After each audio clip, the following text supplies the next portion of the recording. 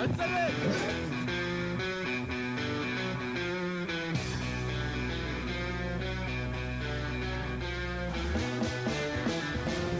בהמשך, ראש עיריית רמלה, יואל אבי, מסביר איך סוגרים עניינים ברמלוד. שני טרקטורים D10, כמו שכאלה שמפקיעים, צריכים להפקיע את הקווי מערכי הנ"ט ברמת הגולן. שתי פלוגות מג"ב לאבטח ולעבור מקצד אל צד.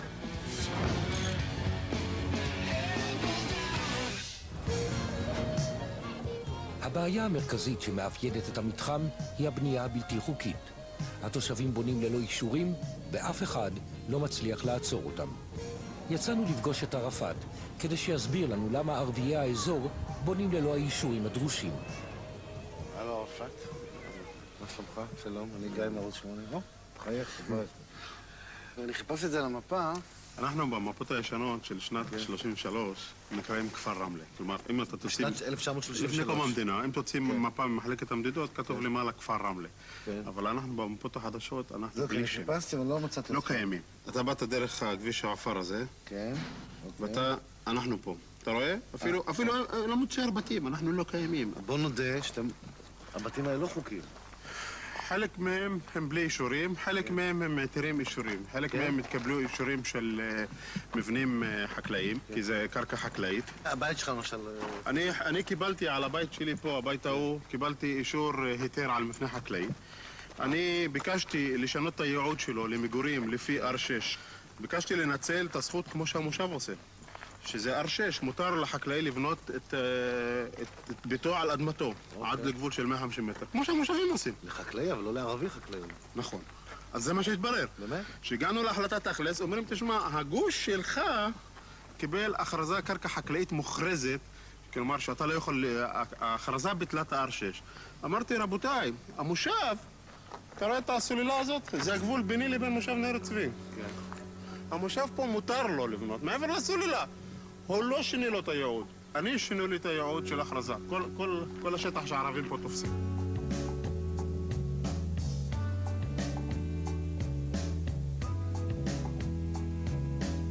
זבל אוספים פה?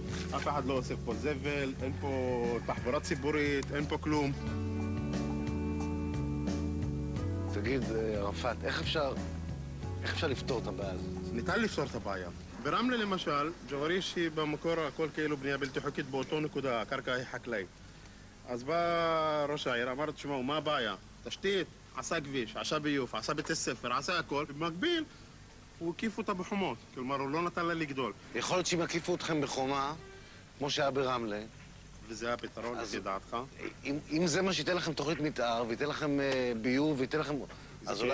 זה כאילו שהגמל לא רואה את הגיבנת שלו, אומרים, תשמע, האוכלוסייה הערבית לא קיימת, בוא נקיף אותם בחומה, נאשר להם שעשו מה שהם רוצים. אז תהיו מוקפים בחומה, נו מה, תראו פחות יהודים, לא יותר טוב. לא, אז זה עיר מעורבת, ואנחנו חיים ביחד.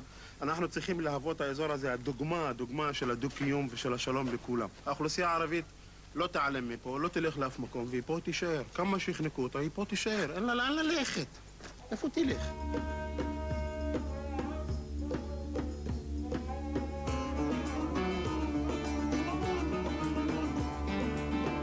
שכונת ג'ואריש ברמלה סבלה מבעיות דומות של בנייה לא חוקית והיעדר תשתיות. פגשנו את ראש עיריית רמלה כדי להבין איך סוגרים עניין באזור רמלות.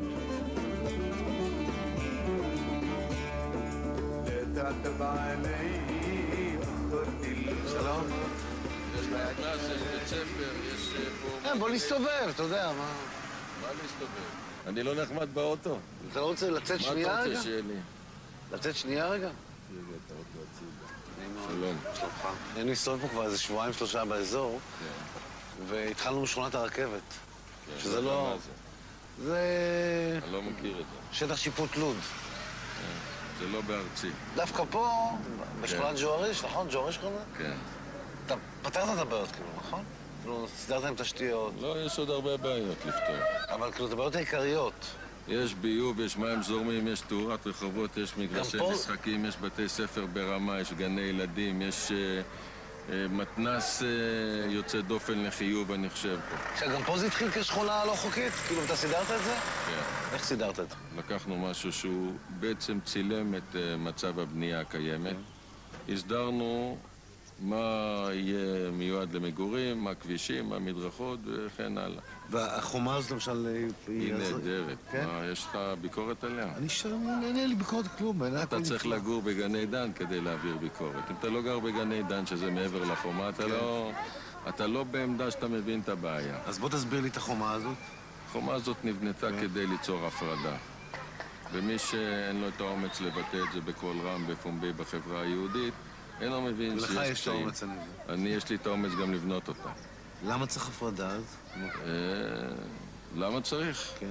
כדי שבגני דן תהיה הרגשה יותר טובה למי שגר שם, הם רצו את החומה הזאת, רוצים את ההפרדה הזאת, ויש רק פניות להגביה אותה וגם לבטן אותה מצד התושבים שגרים שם, וגם לבטן אותה עוד איזה 2-3-8 מטר מתחת לפני הקרקע, כדי למנוע גם מעבר מתחת לחומה.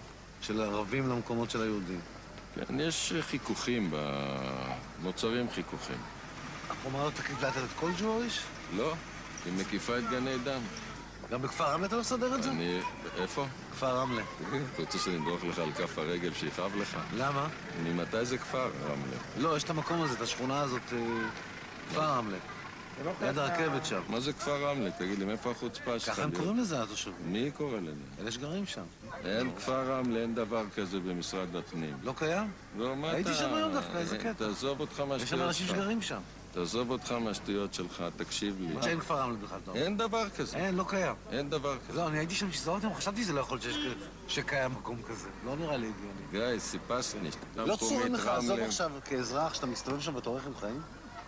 כן, זה נעשה בחטא, לא נעשה בחטא. היום, היום אני הייתי עולה... אפשר לפתור את זה? כן, אני הייתי עולה עם טרקטור. אני לא מתבייש להגיד את זה. אתה רוצה להיות במשטר דמוקרטי? אבל מה עושים איתם? 4 טרקטורים, 2 פלוגות מג"ב לנקות, וכולם שילכו לקנות בתים כמו שאתה ואני קונים בתים. יש מספיק בתים למכירה במדינת ישראל. אבל יש אדמות שלהם. יש שם אדמות חקלאיות שם שלהם. מה אתה, בית משפט? יש אדמות חקלאיות שם שלהם. אתה קובע של מי זה? אדמה חקלאית מאושרת להם. אמרתי, אדמה חקלאית שיגדלו גזר, תפוחי אדמה, עגבניות, בצל, תירס, לא מנגו, לא יודע מה. גם אפשר לבנות שם בבנייה חוקית? אי אפשר.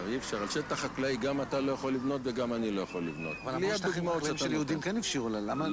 לא, אין דבר כזה. אין דבר כזה הפשרת אדמות חקלאיות של יהודים? יש, אבל במסגרת של תוכנית שמינהל מקרקעי ישראל ורשויות התכנון בישראל... אז למה לא נותנים להם תוכנית כזאת? זה מה שאני שואל. אי אפשר שם. אז מה עושים איתם? אמרתי לך, אתה שואל אותי, אבל אחרי הבולדוזר. הנה יש לך תמונה, אתה נהיה בפריים? אני בסדר, כן? 2 טרקטורים D10, כמו שכאלה שמפקיעים, צריכים להפקיע את הקווי מערכי הנ"ט ברמת הגולן. 2 פלוגות מג"ב לאבטח ולעבור מצד אל צד. להפסיק לרמוס את החוק.